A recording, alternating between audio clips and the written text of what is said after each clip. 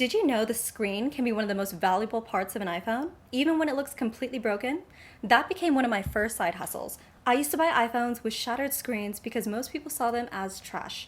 I saw something different. Not because I knew how to fix them, I saw that broken screen itself could be valuable if you knew who was buying.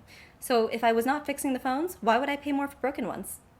Years ago, I would scroll through listings for damaged iPhones, cracked screens, water damage, 4 parts only, the kind of iPhone someone posts when they just want it gone.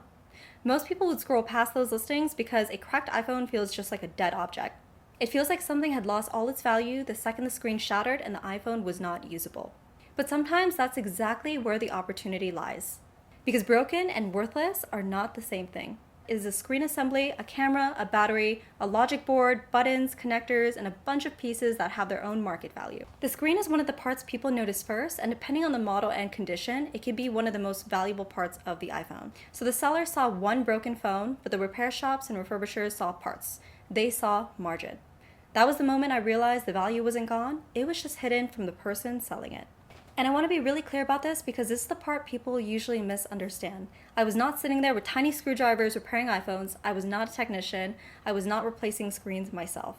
I was finding mispriced phones, broken screens, buying them from people who didn't want them, and reselling them to people who understood exactly what those parts were worth.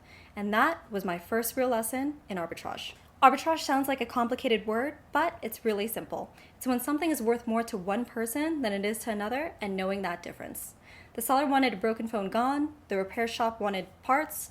I was the middlewoman connecting those two different opinions of value.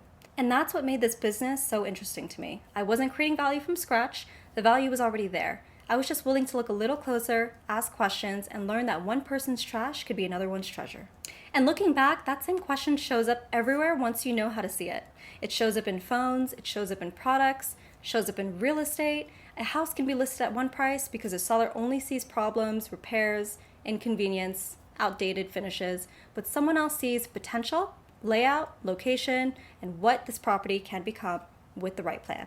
This is how wealth could be built, folks. Different product, same pattern. So looking back, my first side hustle was not really about iPhones. It was about learning how to spot hidden value. The skill was never really fixing phones. The skill was asking, what is this actually worth and who understands its value better than the person selling it? I'm Allie, and that's the kind of questions I like digging into here. So if you're curious about how money, businesses, and modern trends actually work, subscribe to my channel.